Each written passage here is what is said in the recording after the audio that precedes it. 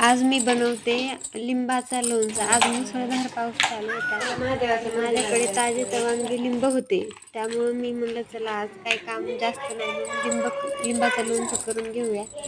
लिंबाचं लोणचं करताना सुरुवातीला लिंब स्वच्छ धुवून घ्यायचे. लिंबाला कसलंहीच खरकट लावायचं नाही, नाहीतर लिंबाचा खार नासून जातो. लिंबाच्या 6 फोडी करायच्या.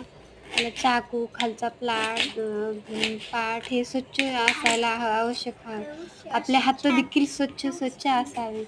खराब झालेले लिंबू अजिबात घ्यायचे नाही, नाहीतर पूर्णच आपला खार हा नासून जाईल. लिंब सगळे छोट्या आकारात जेवढं छोटं चिरतोल का तेवढा जास्त मुरायला सोपं जाते. लिंब सगळे आपण चिरून घेतलेले आहेत. त्यावर 1 चमचा मीठ, चवीनुसार मीठ टाकायचं, 1-1.5 चमचा. आपण गोड लोणचं बनवणार आहात, यात साखर पण टाकणार आहोत. मीठ टाकलेलं आहे. आता आपण लाल चटणी टाकणार आहोत. लाल चटणी 1.5 चमचा टाकायची, कारण लाल चटणी थोडी जास्त टाकायची, कारण त्यात साखर टाकल्यामुळं त्याला गोडवा येणार आहे. मग ते गोडवा जास्त आणि तिखट कमी लागू नये ह्यामुळे 1.5 चमचा तिखट टाकायचं आहे. आणि मी आंबारीचं हळद वापरते. आंबारीची हळद खूपच चांगली असते, त्याला कलर बी खूप छान असतो आणि प्युअर असते. स्वादिष्ट पण खूप छान लागते आंबारीची हळद, त्यामुळे आंबारीची हळद वापरत जा. छान असते आंबारीची हळद, कायमस्वरूपी आंबारीच वापरते. अशा प्रकारे सगळं एकत्र करून घ्यायचं आहे. यामध्ये आपल्याला साखर नाही मिक्स करायची, आपल्याला साखर नंतर टाकायची आहे. हे सगळं एकजीव करून घ्यायचं, एकत्र करून घ्यायचं.